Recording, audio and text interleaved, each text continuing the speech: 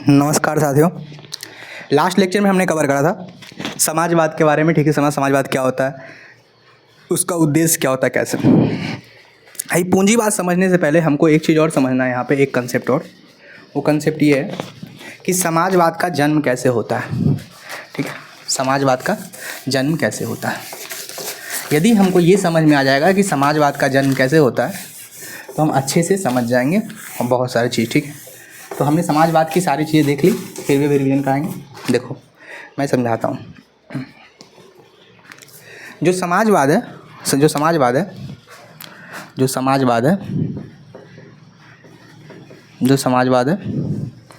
इसका जन्म जो है वो मार्क्सवाद से हुआ है। तो इसके लिए हमको मार्क्सवाद समझना बहुत ज़रूरी है। मार्क्सिस्ट आइडियोलॉजी, जो मार्क्सवाद है, इसका जो जन्मदाता है उसको बोलते हैं कार्ल मार्क्स। जो कार्ल मार्क्स है, इसी ने मार्क्सवाद की थ्योरी दी। ठीक है, तो जो मार्क्सवाद का सिद्धांत होता है भाई, वो मेरा कहता है, मार्क्सवाद का सिद्धांत कहता है कि कार्ल मार्क्स जो है ये कहता है कि जो ये समाज है, यहाँ पर सिर्फ दो ही तरह के लोग बैठे हुए हैं, दो ही तरह की जातियाँ हैं। तो इसने समाज में कहा कि दो तरह के लोग हैं, है ना। उसको कहा वर्ग, दो वर्ग, जिसको हम आज अमीर वर्ग कह सकते हैं और गरीब वर्ग कह सकते हैं। इसने अमीर आदमी, जो ये मान लेते हैं जो आज का रिच क्लास है, मानते हैं रिच, और ये पुअर लोग हैं, है ना, गरीब लोग हैं समाज में, है ना। तो मार्क्स कहता है कि जो अमीर लोग हैं, इसके लिए उसने एक शब्द प्रयोग किया, उसको बोलते हैं बुर्जुआ वर्ग। और जो गरीब लोग हैं, इसके लिए उसने एक शब्द पर एक प्रयोग किया, उसको कहते हैं सर्वहारा वर्ग। जो बुर्जुआ वर्ग को सपोर्ट करने वाले लोग हैं, उसी को आजकल कहते हैं वामपंथी, यानी लेफ्ट विंग।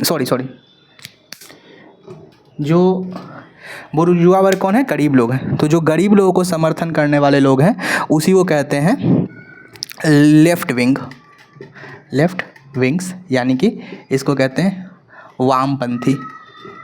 और ये जो अमीर लोगों को सपोर्ट करने वाले हैं, उसको कहते हैं राइट विंग्स, यानी कि इसको बोलते हैं दक्षिणपंथी। तुमने सुना होगा ये लेफ्ट विंग का नेता है, राइट विंग का नेता है ना, अभी भी वही चीज़ इसका मतलब है। एक आदमी जो गरीबों को साथ देता है, एक आदमी जो अमीरों का साथ देता है, उसी को। ठीक है, ओके।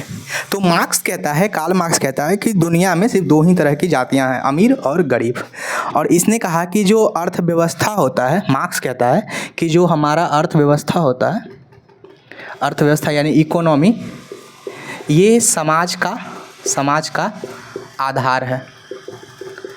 तो इसने कहा कि जब पैसा ही सब कुछ है, मार्क्स के हिसाब से पैसा ही सब कुछ है, ये धर्म को भी नहीं मानता। मार्क्स कहता है कि जो कुछ है वो पैसा ही है।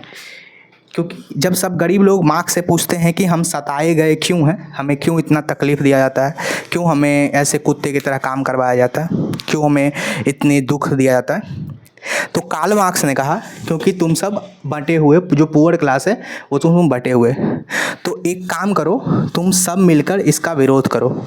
ठीक है, तुम सब मिलकर क्या करो, इस अमीरों का विरोध करो। जब कोल्ट ने रिवॉल्वर बनाया था, कोल्ट ने रिवॉल्वर का आविष्कार करा था, तो गरीबों को देख कर करा था। तो उसने कहा था कि लो, मैंने तुम्हें बंदूक दे दी, अब अमीर और गरीब दोनों बंदूक कैसे अमीर पे टान दोगे तो बराबर हो जाओगे। ठीक है, पर अमीरों को ये बात समझ में आ गई, तो उसने क्या किया, गरीबों को ही अपने लिए बंदूक चलाने के लिए हायर कर लिया। चलेगा? ठीक है, एक साइड से एग्जाम्पल दें। एक व्यक्ति है, उसका नाम है मैकियावेली अपने एक पुस्तक में लिखता है कि जो समाज के जो ताकतवर लोग होते हैं, जो समाज के सबसे ताकतवर लोग होते हैं, यानी जो राजा होते हैं, राजा का दो ही हथियार होता है। क्या होता है? सिर्फ राजा के पास यदि दो विकल्प हों, या तो वो डर से शासन कर ले या प्रेम से शासन कर ले, तो एक समझदार राजा हमेशा डर का रास्ता चुनता है, क्योंकि प्रेम में रिस्क है। इसीलिए देखो हमारे राज्य में क्या है, यदि पुलिस जो है ज़्यादा प्रेमी बन जाएगी तो कोई उसकी बात नहीं सुनेगा, इसीलिए पुलिस जो है थोड़ा अपना आक्रामक स्वभाव रखती हैं। तो राजा जो है वो हमेशा डर का ही करता है, और डराने के लिए कौन से लोग को रखता है? जो लोग हमारे इसी गरीब से, इन्हीं लोगों को पुलिस में और जगह जगह सेनाओं में जहाँ तहाँ हायर किए जाते हैं, ताकि जब हम कहें तो हमारे लिए गोलियाँ चलाओ। ऐसा मार्क्स सोचता था। ठीक है, ऐसा मैं नहीं सोचता हूँ। और वो जो थ्योरी दी वो मैकियावेली ने दी, है ना, द प्रिंस नाम की पुस्तक में उसने लिखी। चलो वो उतना डिटेल में आते हैं। अब हम समझते हैं, मार्क्स कहता है कि समाज अर्थव्यवस्था जो है वही समाज का आधार है। तो तुम सब गरीब आदमी मिलकर क्या करो, तुम सब गरीब आदमी मिलकर एक काम करो, वो उसको बोलते हैं वर्ग संघर्ष। तुम सब मिलके झगड़े करो, इसको गोली से मार दो या जैसे करना है, इसके हाथ से संपत्ति छीन लो और संपत्ति छीन कर क्या करो, सारा संपत्ति जो है देश का कर दो, बांट दो सबको बराबर। इसको कहते हैं संपत्ति का समाजीकरण। मार्क्स कहता है कि देश में जो संपत्ति है वो सबको उसको बराबर भागों में बांट दो और संपत्ति सबके बराबर कर दो, इसको कहते हैं संपत्ति का समाजीकरण। तो मार्क्स ने कहा कि हम अर्थव्यवस्था जो है समाज का आधार है, तो तुम एक काम करो, सारे वर्ग संघर्ष करो, सब लोग लड़ाई करो, इससे पैसे छीनो, सब कुछ छीनो और आपस में संपत्ति को बांट लो, समाजीकरण कर लो। लेकिन जो इससे समाजवाद पैदा हुआ, इससे और उसने कहा कि इसके बाद वो समाजवाद आ जाएगा, तो इसको बोलते हैं, कुछ लोग इसको मार्क्सिस्ट समाजवाद बोलते हैं, पर मार्क्सवाद ही समझते हैं, ठीक है। पर भारत में जो समाजवाद लागू है इसको बोलते हैं लोकतांत्रिक समाजवाद। क्या बोलते हैं? लोकतांत्रिक समाजवाद। तो ये जो लोकतांत्रिक समाजवाद है ये कहता है कि नहीं, हम एक काम करते हैं, तुम कहते हो कि संपत्ति जो है हम लड़ाई करके छीनेंगे अमीर से गरीब होकर, तो उसने कहा नहीं, हम ऐसे नहीं करेंगे। इसने कहा कि हम संपत्ति नहीं छीनेंगे, हम अमीर आदमी के ऊपर टैक्स लगाएंगे और जब वो टैक्स भर देगा तो वो पैसा को वापस हम योजना के माध्यम से बांटेंगे गरीब में, ठीक है। और दूसरा, इसने कहा कि हम संपत्ति का समाजीकरण नहीं करेंगे, ऐसा नहीं कि सबका संपत्ति छीन के बांट देंगे समाज में, तो कोई आदमी फिर अमीर रहेगा नहीं, सब बराबर होगा। इसने कहा हम संपत्ति का समाजीकरण नहीं करेंगे, बल्कि उसके जगह पर क्या करेंगे, ये टैक्स लगा के जो गरीब है, हम गरीब के कल्याण का ध्यान रखेंगे, ठीक है, कल्याण का ध्यान रखेंगे। चलेगा यहाँ से। अब ये दो बात सुनते ही कुछ लोग भड़क गए। कुछ लोगों ने कहा कि मार्क्सवाद तो साफ ही खराब था, तुम जो समाजवाद में आकर बकवास कर रहे हो यहाँ पे कि तुम हमारे ऊपर, अमीर के ऊपर टैक्स क्यों लगा रहे हो, किस अधिकार से लगा रहे हो। तो ये चीज़ हमको समझने के लिए एक कहानी समझनी पड़ेगी, ठीक है, कि हम अमीर के ऊपर टैक्स क्यों लगा रहे हैं या क्यों नहीं लगाना चाहिए। तो कहानी ये है मेरे भाई, मैं यहाँ पर आपको मिटाकर एक कहानी समझाता हूँ, ठीक है। ये जो संपत्ति इसने टैक्स लगाया और गरीबों को बांटा, गरीब का कल्याण कर रहा था समाजवाद, तो मार्क्सवाद तो खराब था ही, समाजवाद और खराब निकल गया। ऐसा कुछ लोगों का कामना है। तो दुनिया में दो तरह के विद्वान आए। तो एक विद्वान ने कहा, अच्छा क्या कहा वो बाद में, पहले एक कहानी समझाते हैं। अमेरिका में क्या था, ये मान लो अमेरिका में क्या था, बहुत सारा घर था, ठीक है। अमेरिका की एक प्राइवेट कंपनी थी, एक प्राइवेट कंपनी क्या करती थी, जैसे अभी सब्सक्रिप्शन होता है नेटफ्लिक्स, अमेजॉन का, है ना, हम लोग रिचार्ज कराते हैं मोबाइल का, वैसे तो बदले में हम रिचार्ज कराते हैं, हमको मिलता है सुविधा, है ना। उसी तरह ये कंपनी, अमेरिका में एक कंपनी थी, मान लेते हैं कंपनी ए नाम की कंपनी थी। ये कंपनी जो है वो आग बुझाने का काम करती थी। क्या करती थी? आग बुझाने का काम करती थी अमेरिका में, ठीक है। तो जैसे ही ये कंपनी आग बुझाने का काम करती थी तो हुआ क्या, मान लो ये 1 2 3 4 5 6 7 मानते इतना सारे घर थे, ठीक है, बिल्डिंग थे, और सब लोग उसके सब्सक्रिप्शन ले रखे थे क्योंकि सब्सक्रिप्शन बेस था, ठीक है। एक बार क्या हुआ, मोहल्ले में आग लग गई, ठीक है। तो कंपनी वालों ने क्या किया, ए नंबर का आग बुझा दिया, घर का 2 का बुझा दिया, सबका बुझा दिया, सिर्फ 4 नंबर वाले घर को जलता हुआ छोड़ दिया। ये लोग चिल्ला रहे थे, बहुत रो रहे थे कि हमें ही बचा लो, हमें ही बचा लो। लेकिन कंपनी के मालिक ने, जो कंपनी का मालिक है, उसने ऑर्डर दिए कि नहीं मत बचाओ, सिर्फ इन लोगों को बचाओ क्योंकि इन्होंने पैसे पेड किए हैं, इन्होंने हमारा सब्सक्रिप्शन लिया है, और 4 नंबर के घर वालों ने सब्सक्रिप्शन नहीं लिया, ठीक है, ये कहा। तो यहाँ से अब 4 नंबर के बिल्डिंग में लोग जल के मर गए, सब चिल्लाते रहे हमें बचा लो, कुछ लोग रो रहे थे कि बचा दो इसको भी, क्या दिक्कत होगा, भगवान सब देख रहा है, ऊपर परमात्मा बैठा है, पाप होगा पुण्य होगा। उसने, कंपनी के मालिक ने कहा हम सुनेंगे ही नहीं, इन्होंने पैसे दिए हमने इन्हें बचाया, इन्होंने पैसे नहीं दिए हमने इन्हें नहीं बचाया, हमने मरने दिया। अब केस जो है अमेरिका के कोर्ट में गया। जैसे केस अमेरिका के कोर्ट में पहुंचा, तो अमेरिका के कोर्ट में जब केस पहुंचा तो केस में उन्होंने पूछा, जज ने, पूरे अमेरिका में नाराज़गी होगी वहाँ पे कि ये आदमी जो है, अभी आप सोचो एक सेकंड रुक कर कि क्या वो कंपनी के मालिक ने सही फैसला किया या गलत फैसला किया। आप कहोगे कि गलत फैसला किया, लोगों को बचाना चाहिए था, इतना पैसा तो कमा ही रहे थे, सब पर ये करना चाहिए था ना। ठीक है, तो इसने कहा कि हम, अब अमेरिका कोर्ट ने उससे पूछा बुलाकर, अब थोड़ा सा रुकना, अब कहानी आगे बढ़ेगी, उसका तुम्हें समझ में आ जाएगी। तो अमेरिका के कोर्ट ने पूछा उससे कि तुम इस घर को जलता हुआ क्यों छोड़ दिए हो, क्या सोच कर छोड़ दिए थे, तो तुम्हें सज़ा मिलेगी। तो उस कंपनी के मालिक ने जज के सामने कहा माय लॉर्ड, इन लोगों ने हमें पैसे दिए थे आग बुझाने के लिए, नंबर 1। नंबर 2, इस आदमी ने हमें पैसे नहीं दिए थे। यदि हम इसका भी आग बुझा देते तो अगली बार से ये लोग भी पैसे नहीं देते, ये लोग भी सोचते कि बुझा ही दे रहा है तो क्यों करें। तो मेरी जो कंपनी है, जो मेरी कंपनी है वो तो डूब जाएगी, हम तो नुकसान में चले जाएंगे, अगली बार से कोई नहीं लेगा। तो हम कोई समाज सेवा के लिए थोड़ी बैठे हैं यहाँ पे, हम सरकार का आदमी थोड़ी हैं, तुम हमको टैक्स दिए हो, हम बिजनेस कर रहे हैं। जैसे किसी का काम होता है, जैसे इंश्योरेंस वाला, मेरा प्राइवेट हॉस्पिटल है, इसलिए प्राइवेट हॉस्पिटल तो रोड गिरा लो नहीं छोड़ते हैं, पहले बोलते पहले पैसे दो तो लास्ट ले जाने देंगे, सरकारी में थोड़ा दया कर देंगे, है ना। क्यों? क्योंकि प्राइवेट है भाई, वो समाज सेवा करेगा तो कैसे कमाएगा पैसे, तो समझ रहे हो ना बात। Very good. यानी हमको ये बात समझ में आ गया कि ये आदमी कहना चाहता है कि हमको सिर्फ हमारे लाभ से मतलब है। अब आप सोचिए, क्या उस आदमी ने कोर्ट में सही कहा? इसका आंसर तो हाँ है, बिल्कुल सही कहा, क्योंकि वो समाज सेवा करने के लिए थोड़ी बैठा हुआ है, पाप पुण्य जब होगा देखा जाएगा, है ना, वो तो पैसे कमाने बैठा है यहाँ पे। तो ऐसे करके उसने क्या करा, आग नहीं बुझाया और लोगों को मरने छोड़ दिया। तो कुछ लोगों ने कहा ये बात तो सही है। फिर दूसरे तरह के लोगों ने कहा कि हम कोई भी काम करेंगे तो हमारा मकसद होगा सिर्फ लाभ कमाना, यानी प्रॉफिट हमारा उद्देश्य होगा, ना कि कोई सामाजिक कल्याण करने हम बैठे हैं, समाज सेवा करने हम नहीं बैठे हैं। ठीक है।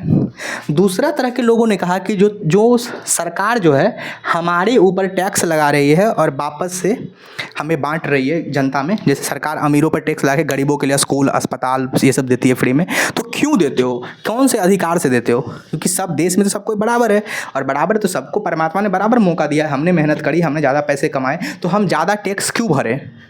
सवाल जायज़ था उसका भी। तो इसके बहुत सारे झंझट हुए। तो कुछ विद्वानों ने तर्क दिया कि देखो, ये बात सच है कि तुमने कमाया है तो इनसे ऊपर है, तो तुम जो कमाए हो तो तुम्हारे लिए जो उपभोक्ता थे, तुम्हारे लिए जो बाजार था वो कौन था? तुमने ही नहीं गरीब लोगों को ना सामान बेचकर पैसे कमाए, पहला नंबर 1। उसने कहा हाँ। दूसरा नंबर बात, तुम इसी गरीब आदमी को बेचकर सामान बेचकर पैसे कमाए थे। और पॉइंट नंबर 2, इन्वायरमेंट में पॉल्यूशंस फैला रहे हो, किसके दम पर फैला रहे हो, किसके लिए? उसमें सांस तो सब कोई लेता है, उसने कहा, तो इसीलिए बदले में तुम्हें पैसे पेड करने पड़ेंगे। ठीक है, क्योंकि तुम देश में हो, और देश में तभी जब करोगे तभी तो भाईचारा की भावना आएगी, तभी तो एकता अखंडता आएगा देश में, उसने कहा। तो मोटा मोटा इस विचार से एक आइडियोलॉजी का जन्म हुआ, उसको बोलते हैं पूंजीवाद। तो जो पूंजीवादी होते हैं मेरे दोस्त, जो पूंजीवादी होते हैं, ध्यान से देखिएगा बोर्ड पे, तो जो पूंजीवादी होते हैं, इसने अपनी अर्थव्यवस्था, जो पूंजीवादी अर्थव्यवस्था थी, इसमें सबसे पहला चीज़ रखा गया कि जो है सारा चीज़ जो है वो बाजार नियंत्रण करेगा। सवाल उठा, बाजार कैसे नियंत्रण करेगा? मैंने पिछले क्लास में आपको बताया था लेसेज फेयर के बारे में। लेसेज फेयर बने, इसी को बोलते हैं अदृश्य हाथ। इसने कहा कि अदृश्य हाथ के माध्यम से जो है बाजार नियंत्रित करेगा। ठीक है। दूसरा, जो पूंजीवाद होगा उसका मकसद होगा सिर्फ और सिर्फ लाभ कमाना, हम सिर्फ प्रॉफिट कमाएंगे, हमको कोई मतलब नहीं है समाज का कल्याण करने से। नंबर 3 बाजार नियंत्रण करेगा और मकसद होगा करना। और ये जो होते हैं ये लोग उदारवादी होते हैं, मतलब लिबरल सोचते हैं, फ्री सोचते हैं, फ्रीडम ज़्यादा एंजॉय करना चाहते हैं। नंबर 4, उसमें समूहवाद की भावना होती है, यहाँ पर व्यक्तिवाद की भावना होती है, मतलब जो है हम अपनी मर्जी के मालिक हैं, हमको समाज से कोई लेना देना नहीं है, ऐसा सोचते हैं ज़्यादातर टाइम। ठीक है, ये व्यक्तिवादी होते हैं। और जो पांचवा इसका कहा गया, और ये ज़्यादातर फ्री मार्केट या बाजारीकरण, जो बाजारीकरण होता है उसके उद्देश्य से काम करते हैं। और ये कहते हैं जब हम बाजारीकरण करेंगे ठीक से तभी हमारा आधुनिकीकरण होगा, मॉडर्नाइजेशन हो पाएगा। तो ये कुछ इन चीज़ों की वकालत करते हैं। ये हो गया पूंजीवाद, ठीक है, पूंजीवाद, ठीक है। तो अब है समाजवाद हो गया और ये पूंजीवाद। अब हम देखने वाले हैं कि जो पूंजीवाद है उसके अंदर कुछ समस्या निकल के आए। पूंजीवाद की आलोचना भी देख सकते थे, समाजवाद की आलोचना भी देख सकते हैं, या उनकी कमियां भी देख सकते हैं, पर वो तुम्हारे क्लास में नहीं पढ़ना है तो मैं नहीं पढ़ा रहा, ठीक है, ओके। लेकिन इससे भी बात गड़बड़ होगी, क्योंकि सिर्फ समाजवादी रहेगा तब भी दिक्कत होगा और सिर्फ पूंजीवादी अर्थव्यवस्था रहेगी तब भी दिक्कत ही हो रही थी, ठीक है। तो इस चीज़ को डील करने के लिए एक नए प्रकार की अर्थव्यवस्था का जन्म होता है जिसको कहते हैं मिश्रित अर्थव्यवस्था। क्या कहते हैं? मिश्रित अर्थव्यवस्था। तो जो मिश्रित अर्थव्यवस्था हुआ भाई मेरे, जो क्या हुआ, मिश्रित अर्थव्यवस्था। अच्छा, पूंजीवादी का बहुत बड़ा एग्जाम्पल है अमेरिका, यूएसए, और समाजवादी का रसिया, ठीक है। दो एग्जाम्पल याद रखेंगे, बाकी आगे देखेंगे। जो मिश्रित अर्थव्यवस्था है मेरे भाई, इसने कहा कि हम कुछ गुण पूंजीवादी से लेंगे, कुछ समाजवादी से लेंगे। तो समाजवाद में क्या था, ध्यान से देखो, समाजवाद में क्या था, सारा चीज़ सरकार के हाथ में रहते थे। तो यहाँ पर जो है मिश्रित में क्या था, सरकार भी रहती है प्लस बाजार, ये दोनों तरह के लोग साथ में काम करते हैं। यानी भारत में प्राइवेट कंपनी भी है और सरकारी कंपनी है, प्राइवेट हॉस्पिटल भी है, सरकारी हॉस्पिटल भी है, दोनों। दूसरा, जो सरकार होती है यहाँ पे, जो सरकार होती है वो एक पेरेंट की तरह होती है। मतलब सरकार जो है पेरेंट की भूमिका निभाती है। कैसे समझाते हैं, जैसे मान के चलिए अभी आप हो वहाँ पर बैठे हुए, तो पेरेंट क्या करते हैं, सारे बच्चे को बोलते हैं जाओ कमाओ, लेकिन दिखता है कोई बच्चा का पैर हाथ टूट गया तो उसको बोलते हैं ठीक है तुम घर पर बैठो, हम इलाज करवाते तुम्हारा, और बाकी सब बच्चे को बोलते हैं पैसा दो जी इसका इलाज होगा, है ना। तो पेरेंट यानी सरकार जो है इसमें क्या करती है, विनियमन और वितरण का ध्यान सेवल रखती है। मिश्रित अर्थव्यवस्था में सरकार क्या करती है, जो विनिमय है प्लस जो वितरण है उस पर ध्यान रखती है, ठीक है। विनिमय और वितरण का ध्यान कौन रखती है, सरकार रखती है, ठीक है। और मिश्रित अर्थव्यवस्था का काम क्या है, मिश्रित अर्थव्यवस्था का काम है जनता का कल्याण भी करना, यानी ये लोक कल्याण पर भी ध्यान देते हैं, प्लस आर्थिक विकास पर भी ध्यान देते हैं। और ये जो है मिश्रित अर्थव्यवस्था आमतौर पर लोकतांत्रिक समाजवाद से प्रेरित होते हैं। यहाँ पर व्यक्तिवाद भी होता है और उदारवाद भी होता है, सब चीज़ होता है, ठीक है। कुछ चीज़ होता है, ना बहुत ज़्यादा होता है और ना बहुत कम होता है, सब बैलेंस में यहाँ पर चलता है। तो मिश्रित अर्थव्यवस्था का एग्जाम्पल कौन है, भारत, है ना। तो कोई पूछे कि मिश्रित अर्थव्यवस्था का उद्देश्य क्या होता है, तो मिश्रित अर्थव्यवस्था का उद्देश्य होता है आर्थिक प्रगति भी होता है और क्या होता है, लोगों का कल्याण भी होता है। सरकारी हॉस्पिटल्स भी होते हैं और प्राइवेट हॉस्पिटल्स भी होते हैं, ठीक है। तो हमने अर्थव्यवस्था की ये तीनों संरचना देख ली, समाजवादी अर्थव्यवस्था, पूंजीवादी अर्थव्यवस्था, और कौन सा देख लिया हमने, देखा समाजवादी अर्थव्यवस्था, पूंजीवादी अर्थव्यवस्था और मिश्रित अर्थव्यवस्था। ये तीनों प्रकार की हमने अर्थव्यवस्था को ठीक प्रकार से देखा, समझा, चलेगा, वेरी गुड। अब हमने जैसे देखा समाजवादी अर्थव्यवस्था, पूंजीवादी अर्थव्यवस्था, अब हम देखेंगे थोड़ा सा इसकी आलोचना, ठीक है, कि थोड़ा सा देख लेते हैं क्रिटिसिज्म भी इसके बारे में, ठीक है, कि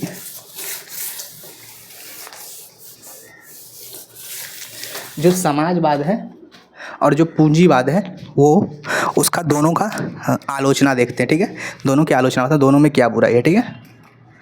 तो पहला देखेंगे समाजवाद की आलोचना मतलब उसकी बुराई क्या क्या है, उसके समाजवाद से लोगों को क्या क्या शिकायत है। और कुछ शिकायत जो है वो पूंजीवाद का की आलोचना देखेंगे,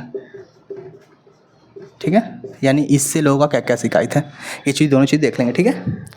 तो जो समाजवाद है इससे पहला शिकायत है कि केवल यदि सरकारी कंपनियां रहेगी तो सरकारी कंपनी डूबेगी तो एक ही साथ डूब जाएगी, है ना। अब प्राइवेट नहीं रहेगा तो सरकारी में क्या होता है, तो कुछ लोग का कहना है कि सरकारी कंपनी में ज़्यादा भ्रष्टाचार होता है। क्या होता है, ज़्यादा भ्रष्टाचार होता है, यानी करप्शन ज़्यादा होता है।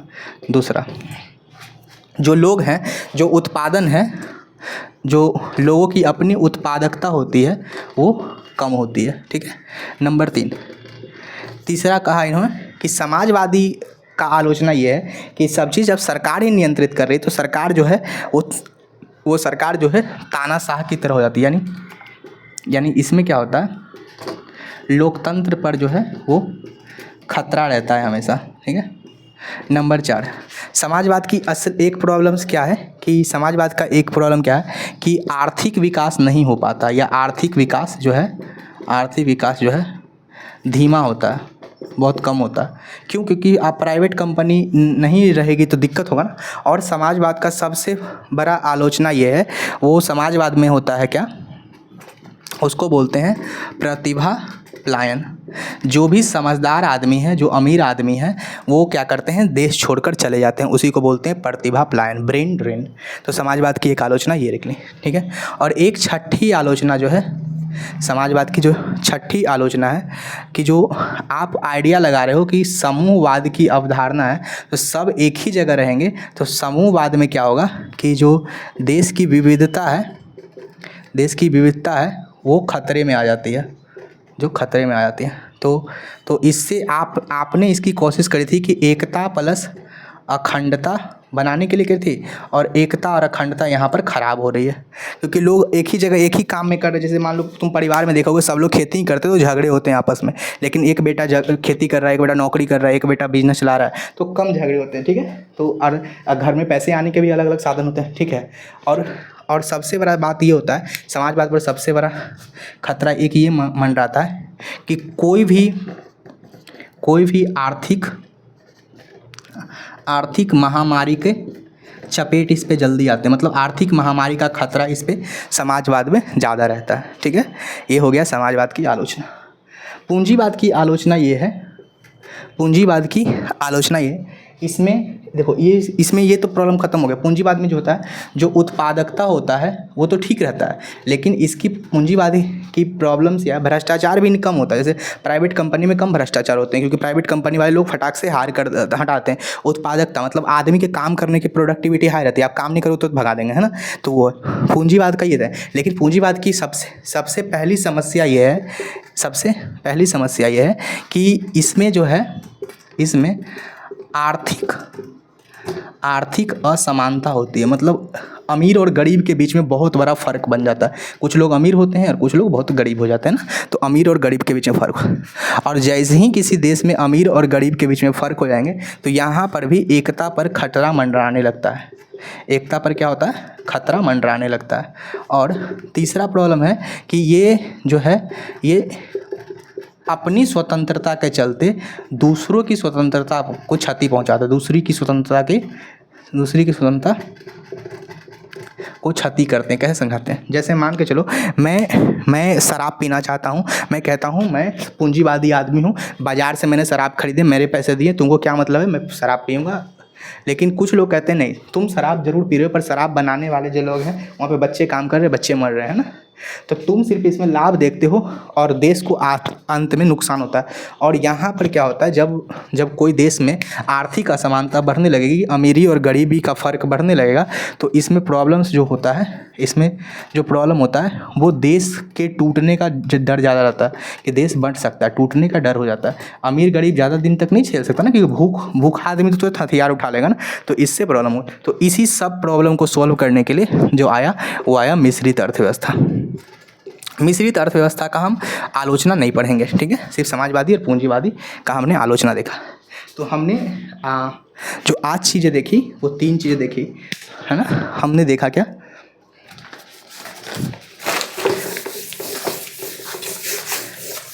मेरे भाई, हमने अर्थव्यवस्था की संरचना देखी स्वामित्व के आधार पर, ठीक है। हमने स्वामित्व के आधार पर अर्थव्यवस्था की संरचना देखी।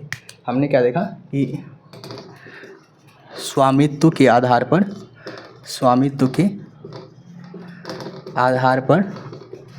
अर्थव्यवस्था